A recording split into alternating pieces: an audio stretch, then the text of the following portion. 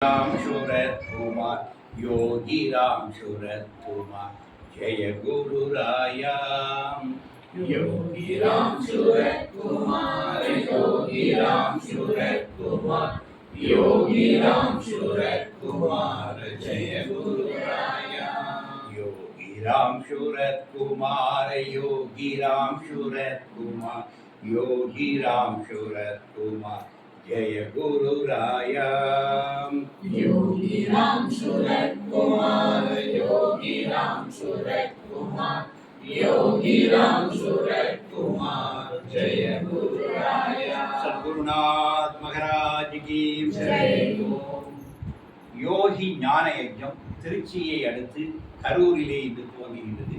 கரூரில் நடைபெறுகின்ற முதல் ஞான யஜ்ஞம் எங்கள் அன்பிற்குரிய சிகப்பி நடராஜன் அம்மாவுடைய இல்லத்தில் வைத்து இந்த ஞான முயற்சி இன்று அருள்கின்றது. இது பகவானுடைய கருணை. அம்மாவுக்கும் ஐயாவுடைய நன்றிகளை தெரிவித்துக் கொள்கின்றோம். இந்த ஞான யஜ்ஞத்தில் அடிநாதமாக கீதையும் உபனிஷத்தும், பகவத்கீதை உபனிஷத்து, இது போக நாம் தெரிந்து கொள்வது என் தந்தையர் என்று பகவான் போற்றிய 3 பேர், ஸ்ரீ அரவிந்தர், மகான் ரமணர், அப்புறம் பப்பா ராம்தாஸ். இவர்கள் 3 பேரை பற்றி 3 அன்பர்கள் மாதந்தோறும் ஒரு விஷயம் சொல்லுவாங்க. அவங்க சில புத்தகங்களை படித்து வந்து அவங்களுடைய செய்திகளை நமக்கு தருவார்கள். அடியன் தொடர்ந்து ஒரு உபனிஷத்தை அறிமுகம் 12 உபனிஷத்து. இப்போ இன்றைக்கு நான் ஈஷோபனிஷத்தை எடுத்துக்கிறேன். இது ஒரு நாளில் முடியாது, ஒரு 2-3 வகுப்பாக தொடரும். அதனால 2-3 வகுப்பில் இது முடியும். பகவத்கீதை அன்பிற்குரிய மாரிதாசன் அப்படின்னு சொல்லியிருக்கிறாங்க. எனவே கீதையும் ஒரு சாப்டர், ஏன்னா 1, 2 சொல்லி கீதையும் ஒரு 18 சாப்டர் இருக்குது. அதனால் இது ஒரு 18 மாதங்கள் ஓடும், இதுவும் ஒரு 18 மாதங்கள் வரை வரும். அதனால் இது ஒரு செட் அப்படின்னு. இன்றைக்கு ஈஷோபனிஷத், இப்போ நீங்கள் எல்லாருக்கும் ஈஷான்னு எல்லாருக்கும் தெரியும். கோயம்புத்தூர்னா ஈஷா ஆசிரமம் எல்லாருக்கும் தெரியும். இப்படி ஒரு உபனிஷத்தே இருக்குது. அவர் அதில் தான் அந்த பேர் எடுத்துக்கிட்டார், ஈஷோபனிஷத். பொதுவாக நம்ம ஈசன்னா நம்ம சிவனை குறிப்போம். ஈசன் கோயில்னாலே சிவன் கோயில்ங்கிற நம்பிக்கை நம்மகிட்ட இருக்கு. பொதுவாக ஈசன் என்றாலே தெய்வம் என்கின்ற அர்த்தம் தான். அப்போ அந்த ஈஷோபனிஷத், உபனிஷத்துக்கு யாரும் பெயர் வைக்கிறது? உபனிஷத்து வந்து இருந்திருக்கு. பின்னாடி தொகுத்தவங்க அது வார்த்தையை வச்சு உபனிஷத்துக்கு போட்டுருவாங்க. முண்டக உபனிஷத்து சொல்லுவாங்க. நல்லா மொட்டை அடிச்ச ஒருத்தர் சொல்லியிருக்கலாம். மொட்டை அடிச்ச சன்னியாசிகளுக்கு அதனால முண்டக உபனிஷத்து சொல்றாங்க. அதில் வரியில ஒரு சொல்ல வச்சு அதுக்கு பேர். எப்படி யோகிராம் சரத்குமார விசிறி சாமியார் இருக்கணும் பார்த்தீங்களா?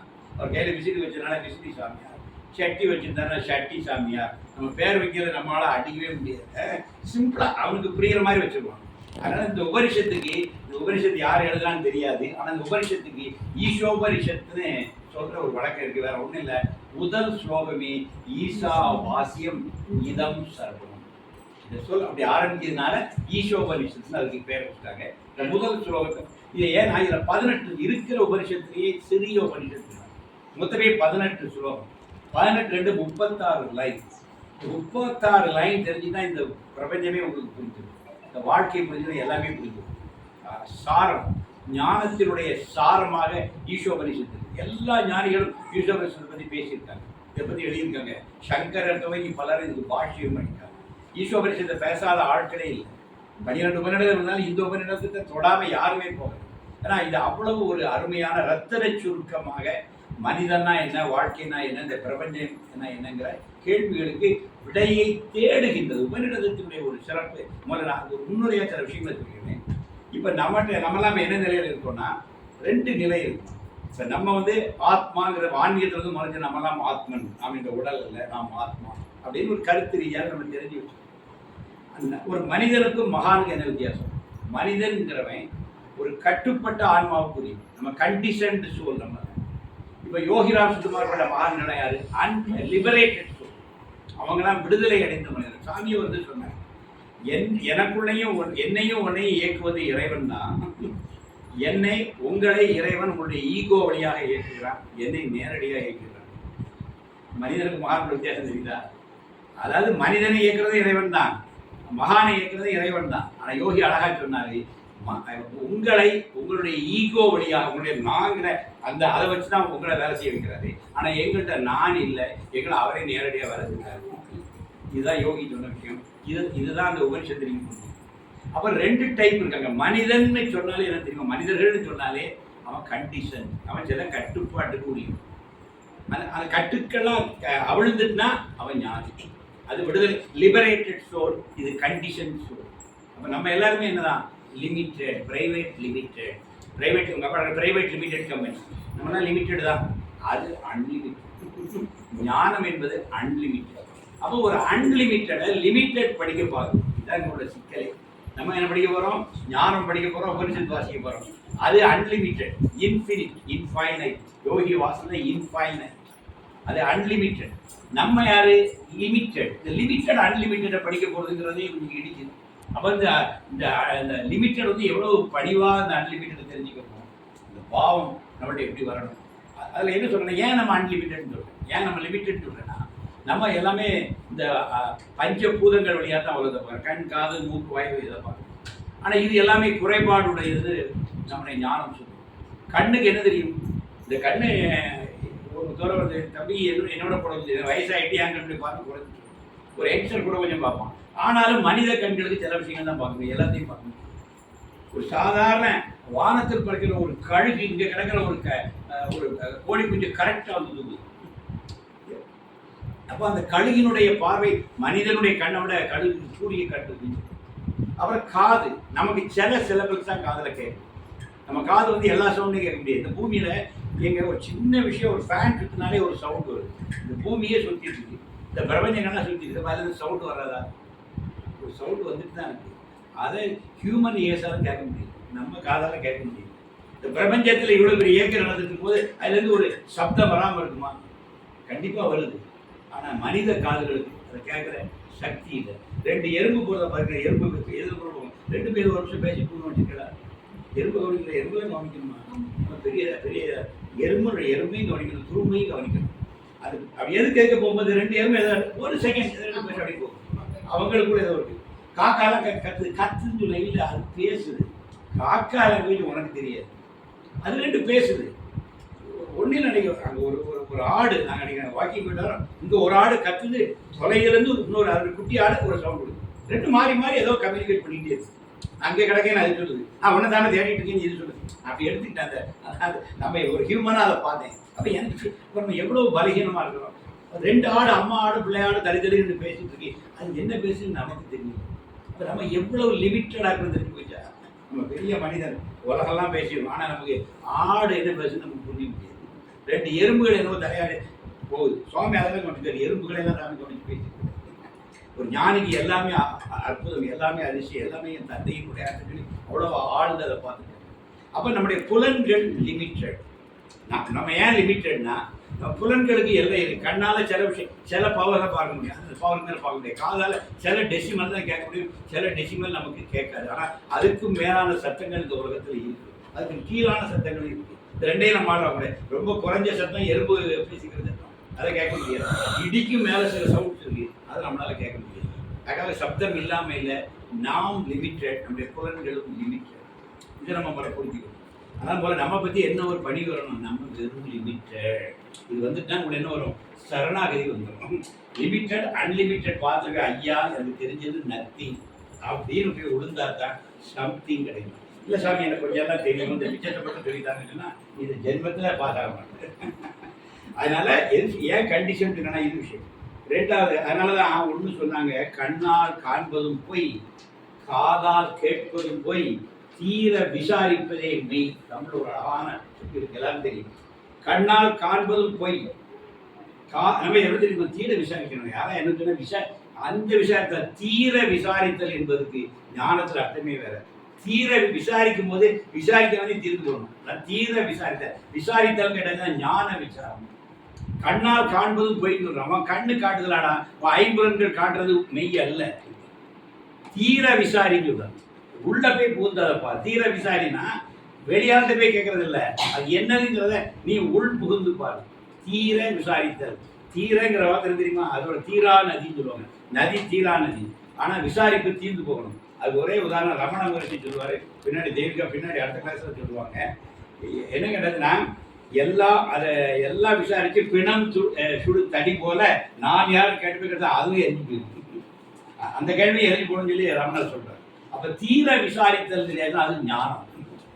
அதை விசாரித்த பிறகு எதுவுமே மிச்சம் இருக்கக்கூடாது.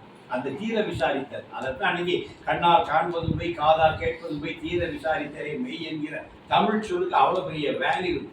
கண் லிமிட்டட், காது லிமிட்டட், தீர விசாரி அப்படின்னு சொல்லி. எல்லா மர எண்ணெய் இழந்தனர் சொல்லாய் முருகா சுரபூபதியே அருணகிரி பாடம் அனுபூதியில் 2வது பாடம். எல்லாம் இழந்த நலம் சொல்லாய் முருகா சுரபூபதி. எல்லாத்தையும் இழந்திருக்கிறோம்ப்பா, அதை நீ தான் சொல்லணும், நீதி கொடுத்ததான். அப்போ அந்த நேதி சொல்லி எல்லாத்தையும் களைஞ்சிட்டு எது மிச்சம் இருக்கோ அதுதான் ஞானம்னு ரமணர் சொல்லுவார். இது நான் உடல் என்று, நான் மனம் என்று, நான் உணர்வென்று சொல்லி எல்லாத்தையும் நேதி சொல்லி எல்லாத்தையும் கழிச்சு முடிச்சுட்டு அப்புறம் மிச்சம் என்ன இருக்கு? அதுதான் ஞானம் இருக்கும், அறிவு இருக்கும். அதுதான் நீ. இந்த உடல் நீ அல்ல, அதில் உள்ள பாய்ஞ்சிட்டு இருக்கிற மனம் நீ அல்ல, உன்னை அப்பப்போ எழுந்து அடங்குகிற உணர்வும் நீ அல்ல. இதுக்கெல்லாம் அப்பால் இதையெல்லாம் பார்த்து சாட்சியாக அவன் உட்கார்ந்துட்டு இருக்க, அது யாருன்னு பாரு, அதுதான் நீ சொல்லி அங்கே உண்டு அவர் முடிப்பார் ரமணர். இனி இந்த பாட்டுக்குள்ள வச்சுருக்கோம். ஈசோபரிஷத்து நான் அதை ஒரு 4ஆக பிரிக்கிறேன் புரிதலுக்காக. அந்த ஆர்டர் பார்த்தீங்கன்னா ஆர்டர் கொஞ்சம் மாறி இருக்கு. ஏன்னா பிற்காலத்தில் தொகுத்ததுனால அதை ஒரே நாள் அவர் எழுதினாரா அல்லது உபநிடதம் என்பது சில விஷன்லேருந்து சில ஞானிகளுக்கு கிடைக்குது. விஷன், இந்த விஷன் கிடைக்கிற அன்னைக்கு அவங்க அதை பதிவு பண்ணுறாங்க. இது முன்ன பின்ன கூட இருக்கலாம். இப்போ இருக்கிற அந்த ஆர்டரில் 18 படிச்சிங்கன்னா உங்களுக்கு மாறி வர்ற மாதிரி இருக்கு. நான் அந்த அடுக்க கொஞ்சம் புரிதலுக்காக கொஞ்சம் அடுக்க மாற்றுறேன். முதல் 2 ஸ்லோகம் 2 பேருண்மை மெய்ப்பொருள்னா என்னங்கிறத சொல்லுது. ஈசா வாசியம் இதம் சர்வம் யத் கிஞ்ச ஜெகத்யாம் ஜெகத் தேன தெக்தேன புஞ்சித மா கிருத கசிய ஸ்ரீதனம். சமஸ்கிருதம் தெரியாதனால கொஞ்சம் ஒன்றில் உள்ள புந்தா ரொம்ப எளிமையாக இருக்கும். ஈசா வாசியம் இதம் சர்வம், இங்க இருக்கிற எல்லாவற்றுக்குள்ளும் ஈசனே இருக்கின்றார். ஃபாதர் அலோன் எக்ஸிஸ்ட் யோகி, என் தந்தை ஒருவரே உள்ளார். அதான் ஈசா வாசியம் இதம் சர்வம். ஈசனே வாசியம்னா வசித்தல், ஈசன்னா எல்லாத்துக்குள்ளே இருக்கிறார். எல்லோருக்குள்ளே யார் இருக்கா? இறைவன் தான். இல்லை இதம் சர்வம் சொல்லும்போது மனுஷன் மட்டும் இல்லை, கல் மண் எல்லாத்துக்கும், உயிர் உள்ளது உயிரற்றது எல்லாத்துக்குமே என்ன இருக்குது? இறைவன் இருக்கிறான் அப்படின்னு சொல்லுங்க. அடுத்தால தேன தெக்தே எத்கிஞ்ச ஜெகத்யாம் ஜெகத், ஜெகத்யாம் ஜெகத், ஜெகத்தினுடைய எல்லாத்தையும், உயிர் உள்ளது உயிரற்றது எல்லா பொருள்களிலும் ஈசனே இருக்கின்றான் தான் முதல் லைன். 2வது லைன் சொல்றது தேன தெக்தேன குஞ்சிதமா. தேன தெக்தேனா யார் யாருக்கு எது உரியதுன்னு சொல்லி அவன் பகுத்து கொடுத்திருக்கின்றான். அதான் தேன தெக்தேன குஞ்சிதா குஞ்சிதா. தமிழ்காட்ட வேற ஒன்றும் இல்லை, யார் யாருக்கு என்னென்ன பங்கு என்பதை அவனே வகுத்து கொடுத்திருக்கிறார்.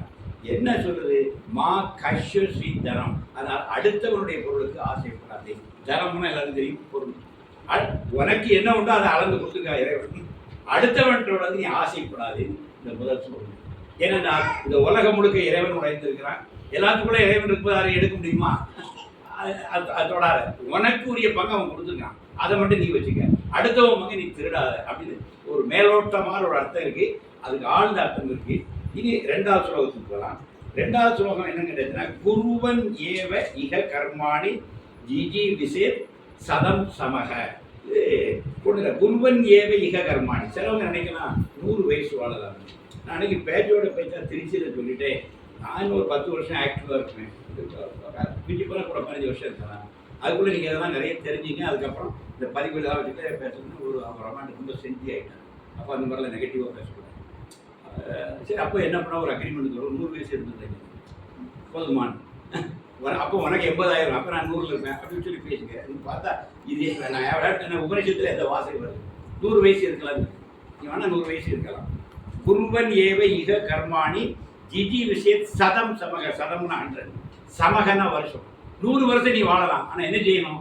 அதுக்கு குருவன் ஏவ இக கர்மாணி. இந்த உலகத்தில் கர்மா செஞ்சுக்கிட்டே இருக்கணும், வேலை செஞ்சுட்டே இருக்கணும். வேலை செய்யாமல் இந்த உலகத்தில் நீ வாழ முடியாது.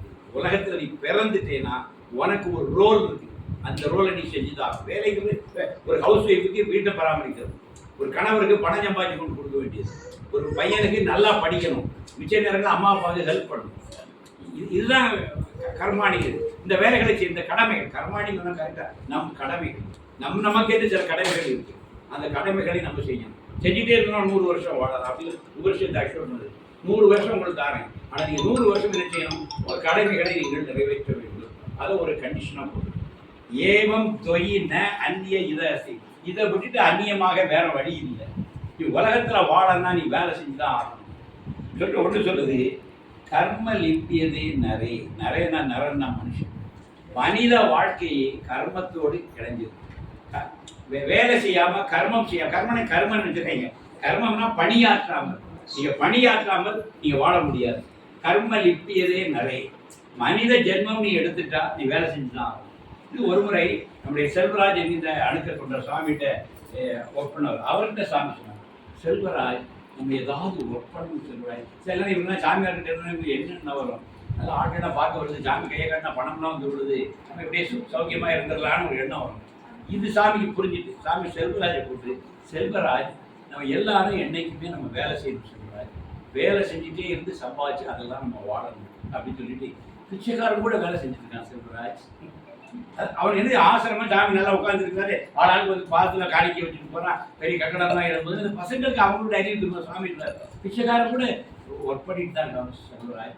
நம்ம வேலை செய்யாமல் நம்ம வாழ முடியாது செல்வராஜ்னு செல்வராஜ்ங்கிற பையன்கிட்ட சொன்னாங்க. அவன் என்கிட்ட சொன்னான், அது பார்க்குற உபனிஷத்தினுடைய 2வது ஸ்லோகம், ஈஷோபனிஷத்துல ஸ்லோகம். அப்போ யோகி பேசினா கூட அது நான் ஒரு பாட்டு கூட இருக்க உபநிடதங்கள் ஒரு நோக்கும் விழி, அந்த எனக்கு உபநிடதத்தின் சாரம் இருக்கு. பகவானுடைய விழி பார்வைகள் உபனிஷத்தினுடைய சாரம் இருக்கு. இதே வார்த்தையை செல்வராஜிட்ட பகவான் எழுதராஜ்குமார் சொல்லியிருந்தாரு. அதை ஈஷோபனிஷத்துடைய 2வது ஸ்லோகத்தினுடைய 2வது வரி அவர் சொல்லியிருக்கு. கர்ம லிப்பியதே நர, கர்ம லிப்பியதே நர, இந்த கர்மம் செய்யாமல் நீ வாழவே முடியாது அப்படின்னு சொல்லி சொல்லுங்க. அதான் ஒரு அடுத்த ஸ்லோகம் 3 விட்டு 4 பேர். ஆத்மாவினுடைய தன்மைகள் ஒரு 5 ஸ்லோகம். இது பொதுவாக உலகம் இறைவனே எல்லாத்துலையும் இருக்கிறான், இறைவனே எல்லாருக்கும் பங்கிட்டு கொடுத்துருக்கிறான். அவன் பங்கு வச்சு நீ வாழணும், அடுத்த பங்கு நீ ஆசைப்படக்கூடாது. இது முதல் ஸ்லோகம். 2வது ஸ்லோகம், நீ 100 வருஷம் இந்த மண்ணில் வாழலாம், சந்தோஷமா வாழலாம் தம்பி, ஆனா நீ வேலை செய்யணும், உன்னுடைய கடமைகளை நீ முழுமையா செய்யணும். உன் கடமைகளை சரிவரை செஞ்சா நீ 100 வருஷம் வாழலாம். அடுத்த பாயிண்ட், ஏன்னா இங்கு உழைக்காமல் பணியாற்றாமல் தன் கடமையை செய்யாமல் மனிதன் வாழ முடியாது. மனிதனே உழைக்க பிறந்தவன், வாழ பிறந்தவன், அந்த கடமைகளை நிறைவேற்ற பிறந்தவன். அந்த லிப்பியதே நிறைய அப்படின்னு சொல்லி அடுத்தாலும் இருக்கும். 4வது மனித ஆத்மா பற்றி அவங்க சொல்லுவாங்க. அநேஜத் ஏகம் மனசோ ஜவியோ. அநேஜத் ஏகம் திருவாசகம், ஏகன் அநேகம். அநேஜத் ஏகம்னா அந்த ஆத்மாவே ஏகனாவும் இருக்கு அநேகனாவும் இருக்கு. நம்ம இப்போ திருவாசகம் படிச்சா ஈஸியாக அடிச்சிடும், ஏகன் அநேகன் இறைவன் அடி வாழ்றது. அப்போ அதுதான் ஏகமாகவும் இருக்கு அநேகமாகவும் இருக்கு. அப்போ எல்லாருக்குள்ளே என்ன இருக்குது? ஆத்மா தான் இருக்கு. எனக்கு இருக்கிற ஆத்மா தான் உங்களுக்குள்ளே இருக்கு, உங்களுக்கு ஆத்மா தான் இவங்கள்ட்ட இருக்க. அந்த இதை யாரை வெறுத்துற முடியும், யாரை சேர்த்துக்க முடியும்? நம்ம எல்லாம் ஒன்று தானே. ஏகன் அநேகனாக இருக்கிறது ஒரே ஆள் தானே. எல்லாருக்குமே இறைவன் இருக்கான்னு சொல்லிட்டாரு. ஈசா வாசி விதம் சர்வம் சொன்ன பிறகு அநேஜத் ஏகம். ஆனா மனசோ ஜவியோ. ஆனா அந்த ஆத்மா எவ்வளவு வேகமா இருக்குன்னா மனசோ ஜவியோ. உலகத்திலே பெரிய வேகம் மனோவேகம். இதுவரை கண்டுபிடிச்சது ஒலியை விட மனோவேகம். நேச்சுரல் ஜெர்மனுடைய மகன் எனக்கு வந்துருக்கான். கண்படி முடியும், நான் ஜெர்மனி போயிட்டு வந்தேன், என் மகளை பார்த்து வந்தேன். கண்படி முடி கூட விஜய் என்ன பண்ணிட்டு பாருங்க போயிட்டு வந்துருக்கீங்க. பாப்புலரான ஒரு தம்பி விஜய் நினைப்பான், டக்குனு விஜய்க்கு போயிட்டு வந்துடுவான், சென்னைக்கு போயிட்டு வந்துடுவான். அப்ப என்ன கிடைச்சா மனோவேகம் எல்லாத்தையும் விட பெருசு. ஒலியை விட மனசோட நினைச்சேன்னு எங்கனாலும் போயிட்டு வந்துடலாம். இதுவரை மனிதன் கண்டுபிடித்ததுலேயே எதுதான் வேகமானது? மனசு. ஆனா இவன் சொல்றான் ஆத்மா மனசுடைய வேகமானது. அது விளக்கம் சொல்றான். ஜவியோ அதாவது அநேஜத் ஏகம், அநேகமாவும் ஏகமாவும் இருக்கிறது ஆத்மா தான். மனசோ ஜவியோ, ஆனால் அது மனோவேகத்தை விட வேகமா இருக்கு. எப்படி சொல்றான்? நைன தேவா ஆப்ளுவன் பூர்வமர்ஷாத். அது என்ன கேட்டதுன்னா அதை யாரும் முந்த முடியாது. அதை முந்தி அந்த ஆத்மா போகிற வேகம் மன வேகத்தை விட ஜாஸ்தி. அதை முந்தி யாரும் கடந்து போக முடியாது. பூர்வமர்ஷாத் தத் தவதோ அந்நியன் அத்தியேஜி திஸ்தத் தஸ்மின்னகோ மாதரிஷ்வா ததாதி. அதாவது வெயில் மழை இதெல்லாம் தரக்கூடிய சாதாரண கடவுளர்களை விட இந்த ஆத்மா மேலானது. நமக்கு வரண பகவான் அக்னி பகவான்லாம் போய் வணங்கிட்டு இருக்கோம். இந்த கடவுளர்கள் எல்லாம் விட, மழை வெயிலை தருகின்றவர்கள் எல்லாம் விட அந்த ஆத்மா சக்தி வாய்ந்தது. இவங்களெல்லாம் கீழே பார்க்குறாங்க, இந்த கடவுளர்களே சொல்லிடுறாங்க. இவங்களெல்லாம் விட அவர் வேகமானவர். காரணம் என்ன? எல்லாத்துலேயும் அவர் இருக்கிறார். எல்லாத்துக்குள்ளேயும் அவர் இருக்கும்போது அவர் எங்கே போகணும்? அவர் எங்கேயும் போக வேண்டாம. அதாவது எந்த இடத்துக்கு போனால் எல்லாத்துலேயும் நீக்க மரம் நிறைந்திருக்கிறார். இது நம்ம அழகாக நீக்கமன் தாய்மானவர் ஒரே இடத்துல எங்கும் நீக்க மரம் நிறைந்தவன் இறைவன். தாய்மானவர் பாடல் ஒருத்தர் நீக்க மரம் நிறைஞ்சான்னா அவன் தானே ஃபர்ஸ்ட் ஆளாக போய் நிற்பான். ஒன்றும் இல்லைங்க, ஒரு சின்ன கதையாக சொல்லிடுவோம் சுவையாக. சேரமான் பெருமான சேரமான் பெருமானும் சுந்தரரும் கைலாசத்துக்கு போறாங்க, கைலைக்கு கூட்டு போறாரு. சிவபெருமான் சுந்தரரை கூட்டு போறாரு. என் நண்பன் சேரமான் பெருமான் போட்டு அவன் குதிரையில வரான். இவர் வந்து ஐராவத்தில் ஏறி போயிட்டு இருக்காரு. இந்த ரெண்டையும் ஔவையார் பார்க்கறாரு. இந்த கதை ஔவையாருக்கு நம்ம ஐயோ கைலாஸ் போகணும்னு நினைக்கிறாங்க. அவ வந்து விநாயகருக்கு பூஜை பண்ணிட்டு இருக்கான், வேக வேகமா பண்றாரு. ஏன் இப்படி பறக்கிற, ஏன் நீங்க வேகமாக பூஜை பண்ற? இல்ல நான் கைலாஸ் போகணும், எனக்கு முந்தைய சுந்தரரும் சேரமான் பெருமானும் போயிருக்காங்க, ஏன் நான் கைலாஸ் போனா அதான் சீக்கிரம் பூஜை, ஏன் சும்மா இருக்கிற பூஜை எப்படி நான் கூட வந்து விட்டுறது? என்ன நடக்குன்னா ஒரு பூஜை பண்ண உடனே விநாயகர் துதிக்கையத்துக்கு மேல தூக்கி வச்சுருவாரு. இவ ஃபர்ஸ்ட் ஆளா போயிருவான். சேரமான் பெருமான் சுந்தரன் போக வந்து கைலைக்கு முதல்ல போன ஆளையாவே அவை பிராட்டி தான் இது நம்ம ஒரு புராண கதை. இது உண்மையா பொய்யா அது அது வேற விஷயம். ஆனா இதுல ஒரு சுவையான செய்தி இருக்கு. ஏன்னா இவன் தான் கையிலையில இருக்கிறது, இவர் தான் இந்த ஷோ, இவர் தான் அங்கேயே இருக்கிறாரு. அடுத்த செகண்ட் நாங்கள் தூக்கி வச்சிருக்கோம். அப்போ யாரும் எந்த நகர வேண்டாம், எல்லாத்துக்குள்ளேயும் அந்த அந்த ஆத்மா நீக்கமரை இருக்கும்போது யாரை யார் ஜெயிச்சிட முடியும், யாரை யார் முந்திட முடியும். அதனால இதில் நம்ம எதுக்கு வரேன்னா தேவையில்லாத படப்படப்பு பரபரப்பு தேவையில்லை. எது நடக்குமோ அது நன்றாகவே நடக்கும், எது நடந்ததோ அதுவும் நன்றாகவே நடந்தது. இந்த விஷயம் புரியுதா? இதுல உங்களை எங்க கொண்டுட்டு வர்றாருன்னா, நீ என்னடா குதியில குதிச்சாலும் உனக்குன்னே அவங்க இருக்க போறாங்க. இறைவன் எல்லா இடத்துலயும் இருக்கிறான். அப்போ உங்க எல்லாத்தையும் நம்ம வேகமா அந்த ஆத்மா போய் சேர்ந்து இருப்பது, நீ என்னடா குதியில குதிக்கல. இது வந்து நம்ம மனிதனை வந்து ஒரு மட்டுப்படுத்துறதுக்கு, ஒரு ரியாலிட்டியை புரியறதுக்கும் இந்த ஸ்லோகம் உதவுது. இது என்னுடைய வாக்கியம். இது வந்து நம்ம எடுத்துக்க வேண்டிய விஷயம். தேவை இல்லாம மனசை கூட லவ்னு அடிச்சுக்காரு. எல்லாம் நடக்கும், எல்லாத்துக்குள்ள அவன் இருக்கிறான், அவன் தான் எல்லாத்தையும் இயக்கிட்டு இருக்கிறான், அவனே இதை பார்த்துட்டு இருக்கான். அப்படிங்கிற ஒரு தன்மை இருந்தால் நமக்கு வந்து தேவையில்லாத டென்ஷன், தேவையில்லாத ஸ்ட்ரெஸ். இப்போதான் எந்த நோய்க்குள்ள நமக்கு ஸ்ட்ரெஸ் இருக்குன்னு டாக்டர் சொல்றாரு. இந்த ஸ்ட்ரெஸ் எல்லாம் இதில் அடிவிட்டு இந்த ஸ்லோகத்தை படிச்சான். அடுத்தால ஒரு இது திருமந்திரம் அழகா சொல்லுது. ஒக்க நின்றானே ஓப்பிலி தேவர்கள் நக்க நின்று ஏத்திடும் நாதனை நாள்தோறும் பக்க நின்றார் அறியாத பரமனை புக்கு நின்று உண்ணியான் போற்றி செய்வேனே. திருமந்திரம் எல்லா உபனிஷத்துக்கும் நீங்க வள்ளுவன் தமிழ்ல எல்லாமே சொல்லி முடிச்சுட்டாங்க. என்ன சொல்லிட்டாங்க? ஒக்க நின்றானே, எல்லாத்துலையும் கலந்துருக்கான். ஒக்க நின்றானேங்கிறதா ஈசாவாசியம் இதம் சர்வம். எல்லாத்துக்குள்ளேயும் ஒக்க நின்றானே உலப்பிலி தேவர்கள் நக்க நின்று ஏற்றிடும் நாதனை, அவனை நக்கன் சொல்லி தேவர்கள் சொல்லுவாங்க. அந்த நாதனை நாள்தோறும் பக்க நின்றார் அறியாத பெருமானை, பக்கத்திலே நின்று பூஜை வச்சுட்டுவான், அவனு கூட அவர் தெரியாது. பக்க நின்றார் அறியாத பரமனை புக்கு நின்று உண்ணியான் போற்றி செய்வேன். அவனை நான் புகுந்து என்னோட புகுந்து அவனை அறிந்து நான் செய்வேன் அப்படின்னு திரும்ப வச்சு. நீங்க பக்கத்தில் இருக்கிறனால ஒருத்தர் தெரிஞ்சிட முடியாது. புக்கு உள் புகுந்து அவனை புரிஞ்சிட்டு இருக்கிறவன் நெருங்கிடுவான். இந்த உண்மையை உணர்ந்தாச்சுன்னா இவரை யாரும் ஜெயிக்க முடியாது. எல்லாத்துக்குள்ளும் ஆத்மா இருக்குங்கிறத தெரிஞ்சுக்கிட்டவன் அவன் தான் எல்லாத்தையும் முதல்ல அங்கே விதிப்பான். ஏன்னா அவன் அதுக்கப்புறம் வேற முயற்சிகள் எடுக்க வேண்டியது, முந்தனும் ஜெயிக்கணும் அப்படிங்கிற முயற்சிகள் வந்து ஒண்ணும் இல்லைங்கிறத இந்த ஸ்லோகம் சொல்லுது. அடுத்தது தத் ஏ ஜதி தன்னை ஜதி. ஆத்மா எப்படி இருக்கு? இது ரொம்ப அழகா இருக்கு. தத்தியே ஜதி தன்னை ஜதி. என்ன கேட்டாங்கன்னா அது அசைகிறது. தத் ஏ ஜதி, ஜதினா அசையுது. தன்னை ஜதி, அது அசையுது. ஆத்மா தான் அசையுது, அது அசைவது இருக்கிறது. அடுத்த தத் தூரே தத்வே அந்திகை, அதான் தூரத்துல இருக்கு, அதுதான் பக்கத்துல இருக்கு. தத்வே அந்திகை, பக்கத்துல இருக்கிறதான் தூரத்துல இருக்கிறதான். தத் அந்தரசிய சர்வசிய தது, அது ரொம்ப அந்தரசியமா இருக்கு, அதான் சர்வசியமா இருக்கு. அதான் நமக்குள்ளேயும் இருக்கு, எல்லாத்துலயும் இருக்கு. இதான் பெரிய விஷயம். நமக்குள்ளே இருக்கு, எல்லாருக்குள்ளேயும் இருக்கு. இதை நம்ம ஒத்துக்க மாட்டோம். நமக்குள்ளதான் இருக்குன்னு ரொம்ப தெளிவா இருக்கும். அது எல்லாருக்குள்ளேயும் இருக்குங்கிறத தெரியும் போது ஆட்டோமேட்டிக்கா அந்த அந்த தன்னடக்கம் வந்துடும். அடுத்தால சர்வசி அசிய பாகியர், எல்லாத்துலயும் இருக்கு பாகியர். பாகியர்னா வெளியே, வெளியே உள்ளும் இருக்குது புறமும் இருக்குது. இந்த ஆத்மா எப்படி இருக்குது? அசையவும் செய்யுது, அசைவற்று இருக்குது. பக்கத்திலே இருக்கு, தூரத்திலேயும் இருக்குது. அந்தரங்கமாகவும் இருக்குது, அந்தரமுமா இருக்குது, பகிர்முகமா இருக்குது. அதுலேயும் இருக்கு, இதுலேயும் இருக்கு, உள்ளே இருக்கு, புறத்தையும் இருக்கு. இவ்வளவு வார்த்தை ஏன் சொல்லிக்கிறாரு? அது இல்லாத இடமே இல்லை. கரெக்டா தானே? ஆத்மன் இல்லாத இடமே இல்லை. பூமி முழுக்க என்னதான் இருக்கு? இது எல்லா கிரியேஷன், எல்லா பிரபஞ்ச படைப்புக்குள்ளையும் ஒன்னே ஒண்ணுதான் இருக்கு, அது ஆத்மா, அது பிரம்மம். என்ன பேர்னாலும் விட்டுங்க, ஈசன் என்ன பேரை வச்சு கூப்பிடுங்க, ஒன்றுதான் பலவாக இருக்கு. ஏகன் அநேகன் இறைவனடி வாழ்க்கை தான் வரணும். ஒன்றாகவும் ஏகமாகவும் பலதாகவும் இருக்கின்ற அவன் வாழ்க அப்படின்னு சொல்லி அதை பார்க்குற பார்வை. அதனால பகவான் யோகிராமனால எல்லாரையும் அவரால் ஏற்றுக்க முடியும். எல்லாரையும் அவர் அந்த பூனைய நாயை சாய்பாபான்னு சொல்லி அதை அணைக்க முடியும். அவருக்கு எந்த பேதமும் இல்லை. யோகிராம் இதனுடைய வாழும் உதாரணம் பகவான் யோகிராம். எந்த பேதமும் இல்லாமல் எல்லாத்தையும் அரவணைச்சு.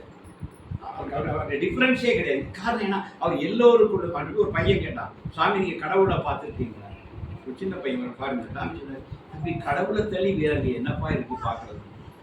தான் பகவான் இருந்தார். அவன் என்ன கேட்டா, கடவுளை நீங்க பார்த்துருக்கீங்களா சாமி? தம்பி கடவுளை தள்ளி வேற என்ன தம்பி இருக்கு? அப்ப பகவான் எந்த இடத்துக்கு போயிருக்காரு? இந்த உபனிஷத்து சொல்ற இடத்துக்கு போயிருக்காரு. ஏன்னா எல்லோருக்குள்ளும் ஆத்மாவை பார்க்கிற அவரால் ஆத்மாவை தள்ளி வேற எதையுமே பார்க்க முடியல.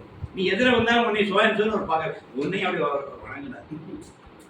அவர் எல்லாரையும் வணங்கினார், எல்லாத்தையும் வணங்கினார். Every thing is my father சொல்றார் யோகி. இந்த ஒற்றை வார்த்தைக்கு தான் சார் இவ்வளவு விளக்கம். ஃபாதர் அலோன் எக்ஸிஸ்ட் என்கின்ற அந்த ஒற்றை சொல்லுக்கு தான் இவ்வளவு விளக்கங்கள் வரும். இதெல்லாம் அளவில் இது எல்லாத்தையும் போட்டு பார்த்தீங்கன்னா ஃபாதர் அலோன் எக்ஸிஸ்ட், என் தந்தை ஒருவரே இருக்கின்றார் என்கின்ற அந்த ஏக வாக்கியத்துக்குள்ள இந்த வாக்கியம் எல்லாம் போயிட்டு.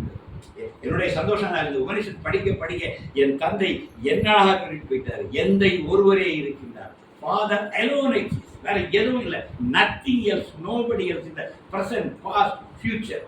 பகவான் யோகிராம் சுமார் என்ன அழகா ஒரு பேர் உண்மையை 12 உபனிஷத்துகளை சொல்ற உண்மையை ஒற்றை வரையில எப்படி சொல்லிட்டு போயிட்டாரு. இதை நம்ம உணரணும். இந்த பாடம் அதை சொல்லி அதுக்கு அடுத்த பாடம் அது இன்னும் விளக்குது. இதைத்தான் நம்ம சொன்னாங்க, அணுவிற்கு அணுவாய் அப்பாலுக்கு அப்பாலாய் கணுமுற்றி நின்ற கருப்புள்ளே காட்டி. விநாயகர்கள் படிக்கிறோம்ல, அணுவிற்கு அணுவாய் அப்பாலுக்கு அப்பாலாய். இதுதான் இப்ப நம்ம பாடின அந்த ஸ்லோகம். அடுத்ததுக்கு வந்துடுறேன். ச பரியகா சுக்ரம் அகாயம் அபர்ணம் அஷ்ணவிரம் சுத்தம் அபாபவித்தம். அது எப்படி இருக்குன்னு சொல்றாங்க. பரியகா சுக்ரம், அது எல்லா இடங்களிலும் வியாபித்து இருக்கு. சுக்ரம்னா நல்லா ஒளியோடு பிரகாசமா இருக்கு.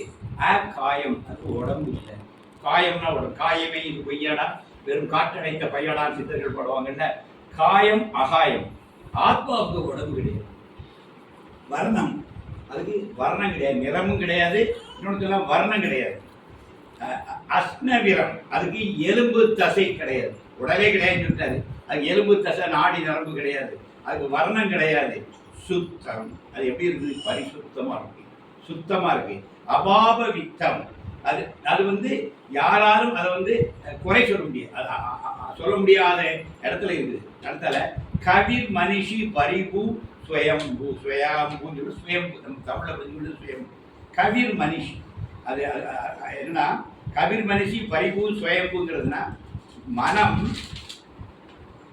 கவி என்றால் தொலைநோக்கு கொண்டது, அதாவது அனைத்தையும் பார்ப்பது. மனிஷி என்றால் மனத்தை தூண்டுவது. பரிபகு என்றால் அனைத்திலும் மேலாக இருக்கும். அப்ப அது என்ன பண்ணுதுன்னா, அது எல்லாத்துக்குள்ளேயும் இருந்து மனசையும் தூண்டி அது தொலைநோக்காக நம்மளை பார்க்க வைக்கும். நம்முடைய பார்வையை தொலைநோக்காக தன்மை இந்த ஆத்மாவுக்கு இருக்கு. ஏன்னா அது எல்லாத்துக்குள்ளேயும் பரவி இருக்கிறதுனால ஆகப்பெரும் பார்வை அதனால பார்க்க முடிகிறது. ஸ்வயம்பு, அது ஸ்வயம்புவா இருக்கு. அது முடிவும் இல்லை, ஆதியும் அந்தமும் இல்லா அருட்பெரும் ஜோதியே படிக்கிறாங்க. தமிழ்ல எல்லாம் பாடி முடிச்சுட்டாங்க. ஆதியும் அந்தமும் இல்லா அருட்பெரும் ஜோதியே. ஸ்வயம்புன்னு என்ன? அது ஏற்கனவே இருக்கு, சுயம்புவா இருக்கு. அதுக்கு தோற்றம் யாரும் சொல்ல முடியாது, அது முடிவுன்னு சொல்ல முடியாது. சுயம்பு மூர்த்திலாம் என்னைக்கு இருக்கும், அது என்னைக்கு தோன்றுச்சு யாராலையும் சொல்ல முடியாது. அது என்னைக்கு முடியும் யாராலையும் நிர்ணயிக்க முடியாது. அதுக்கு பேர் தான் சுயம்பு. ஆத்மா சுயம்புவா இருக்குது அப்படிங்கிறத இது விவரிக்கிறது. சுயம்பு என்றால் அனைத்திற்கும் மூலமே அதுதான். திருப்பூர் அருணகிரி பாடார், பொதுவாய் தனி முதல் அதாய் எவ்வுயிர்க்கும் பொதுவானதாகி தனிப்பட்ட மூல முதல் பொருளாகி. இதுனா அவர் சொன்னாரு, பொதுவாய் தனி முதல் அதாய். தனி முதல்னா சுயம்பு, தனித்தமிழர்னா தனி முதல். சுயம்புங்கிறதுக்கு தமிழாக்க என்னன்னா தனி முதல், தனித்திருக்கும், அதான் முதல், ஆதியம். தனி முதல் அதாய் சொல்லி அருணகிரிநாதர் முருகப்பெருமான பாடுறார். அந்த தனி முதல் அதாய்ங்கிறது தான் இந்த உபனிஷத்து. அடுத்தால வருது ஹிரண்ய, அடுத்த ஸ்லோகம் 15வது ஸ்லோகம். ஹிரண்ய மயனோ பாத்திரேன சத்தியசிய அபிகிதம். இது ரொம்ப அழகான வரி. ஹிரண்ய மயனோ, ஒரு தங்க மூடியால் மறைக்கப்பட்டிருக்கிறது உண்மையின் முகம். ஹிரண்ய மயனோ பாத்திரேன, ஒரு பாத்திரத்தால சத்தியசிய அபிகிதமும், சத்தியத்தினுடைய தங்கமான முகம் மறைக்கப்பட்டிருக்கு. எதை சொல்றா, மெய் என்னைக்குமே எழுதான் இருக்கும், மறைஞ்சுதான். அது தங்கம், இட்ஸ் நாட் கோல்டு, ஒளி. அது ஒளிக்குள் ஒளியாக தான் இருக்கு. இவன் ஞானத்தை ஏன் சீக்கிரம் அடைய முடியலன்னா அது ஒளிக்குள் ஒளியா இருக்கு. அதுவா தன்னை சுருக்காம நீங்க பார்க்க முடியும். நல்லா ஊனக்கண்ணால் உன் எழிலை பார்க்க முடியுமா? நம்ம யோகி பேர் ஒரு பாட்டு பார்க்க முடியாது. ஊனக்கண்களால் நம்மளால பார்க்கவே முடியாது. அதனாலதான் அதை அழகா சொல்ற ஹிரண்யமயனோ பாத்திரேன சத்தியசி அபிஹிதமோ, சத்தியத்தினுடைய முகம் ஒரு தங்க தட்டால் மறைக்கப்பட்டு இருக்கின்றது. அடுத்தால் கேட்கிற தத்துவம் பூஷன் அபாவரணம் சத்திய தர்மாய திருஷ்டையே, அந்த சத்தியத்தை நான் தரிசிக்க விரும்புகிறேன், உன் ஒளியை கொஞ்சம் மாற்றியதுன்னு கேட்க. அதாவது சத்தியம் வந்து ஒளி வெள்ளமா இருக்கு. ஒளியை நீங்க பார்க்க முடியாது. நீங்க சூரியனை கொஞ்சம் பாருங்க, முடியாது. நம்ம கட்டங்களை தாழ்த்தி விடுறோம். முற்றிலும் ஒளிமயமா இருக்கிற ஒண்ணு இந்த விழிகளால் நம்ம பார்க்கவே முடியாது. அதுவா அந்த காந்திய, அதுவா அந்த கிரணங்களை கொஞ்சம் உள்வாங்கினா தான் உங்களுக்கு அந்த தரிசனமே கிடைக்கும். அப்ப சத்தியம் தன்னை தானாக உனக்கு உணர்த்தாமல் நீ அறிய முடியாது. இதுதான் ஒரு விஷயம். ஆத்மாவை அது தன்னை அறிவித்துக் கொள்ளாமல் உன்னால் அறிய முடியாது. ஒரு ஞானி உனக்கு ஞானத்தை அருளாமல் நீ ஞானத்தை சென்று அடைய முடியாது. அது வந்து கம்ப்ளீட் ஒரு ரைட் ஃபார்ம்ல இருக்கு. உன்னுடைய புலன்கள் வந்து வெரி லிமிட்டட், கண்ணுக்கு லிமிட்டட் தான் உண்டு. இந்த ஊன கண்களால் உன் எழிலை பார்க்க முடியாது. அடியனுக்கே சில அனுபவம் உண்டு. பகவான் எனக்கு ஒரு காட்சி கொடுத்தார். பிரகலாதன் மாதிரி என்ன பக்தி ஒன்று கண்ட அவர் டாக்குன்னு 2 கண்ணையும் திறந்தாரு. நரசிங்கமான ஒரு பார்வை, குப்புற மகமான வயசு, அந்த பார்வையை சந்திக்க முடியல. என் கண்ணை கீழே தாழ்த்திட்டேன். 3 முறை பார்க்குறேன், அந்த கண்ணை சந்திக்கவே முடியுது. அந்த கண் அப்படி நெருப்ப உழுது. அதுக்கப்புறம் சாமிகிட்ட கேட்கறது அதோட இருக்கு. பகவான் எதையும் கேட்கக்கூட, கேட்டால் தந்துடுவார். தந்துட்டாலும் நம்மளால வாங்க முடியும். இதுதான் ஒண்ணு. அதோட ஐ ஹவ் ஸ்டாப். இனி கடைசி பாரு. பூஷண ஏகர்சே யம சூரிய பிரஜாபத்திய வியூச ரசமின் சம்யுக தேஜோ ஜாயதே ரூபம் கல்யாணதகம் தத்தே பஷ்மியோ அசௌ அசௌ புருஷ அகம் அஸ்மி. அதாவது சூரியனை வச்சுன்னு சொல்றாங்க. இந்த இடத்துல அவங்க சூரியனை வந்து அந்த ஞானத்தினுடைய ரூபமா பார்க்குறாங்க. சூரியனை நீ தனித்து மேல்நிலைகளுக்கு பயணிக்கணும். சூரியன்கிறவன் நீ மேல் உலகங்களுக்கெல்லாம் போயிட்டு இருக்கிற பிரஜாபதியினுடைய மைந்தனை, அதான் சூரியனை அவங்க அட்ரஸ் பண்றாங்க. உன் கதிர்களை அகற்றி ஒளியை தருக. நீ உன் கதிரை நீக்கினா நீ சூரியன் நீங்க எப்படி பார்க்க முடியும்? நல்லா பாருங்க, இப்படிதான் வச்சு பார்ப்போம். அக்கடை இப்படிலாம் வச்சு பார்ப்பாங்க தெரியுமா? சூரியன் நீங்க நேரம் பார்க்க முடியாது. சூரியனை நீங்க ஒரு பிம்பத்துல பார்க்கலாம். அதுவா தன் கதிர் ஒளிய சுருக்கிட்டாங்க. மறைகிற சூரியனை பார்த்துடலாம். மேற்கே விடுகிற சூரியனை நம்ம பார்க்கலாம். உச்சத்தில் இருக்கிற சூரியனை பார்க்க முடியுமா? அதே மாதிரி காலையில் இளம் சூரியனை பார்த்துடலாம். மறைகிற சூரியனை பார்த்தா இடையில இருக்கிற சூரியனை நம்மளால பார்க்க முடியாது. ஏன்னா we are limited. நம்ம லிமிட்டட் ஐஸை வச்சு பார்க்கறனால நம்மளால அப்படிதான் ஞானங்கிறது. ஞானத்தை ஞானமாக விளங்கி கொள்ளாமல், நமக்கு விளக்காமல் நாம ஞானத்தை அடைய முடியாது. எச்சரிக்கையும் கூடவே உபனிஷத்து சொல்லிட்டே வருது. ஞானத்தான் தெரியணும், ரொம்ப சந்தோஷம் தான். ஆனா ஞானம் உனக்கு புலப்படணும்னு அது முடிவு பண்ணாதான் தம்பி உனக்கு புலப்படணும். நான் தலை கீழே நின்று 17 வகுப்பு அட்டன் பண்ணாலும் நான் ஞானத்தை போய் அடைய முடியாது. ஞானம் தன்னை விளக்கி கொள்ளாமல் நீ விளங்கி கொள்ள முடியாது என்பதுதான் அந்த உபனிஷத்தினுடைய சாரம். இந்த அளவில் நான் இன்றைக்கு நிறைவு செய்கின்றேன். இது 8 ஸ்லோகங்களை உங்களுக்கு அறிமுகப்படுத்திட்டேன்.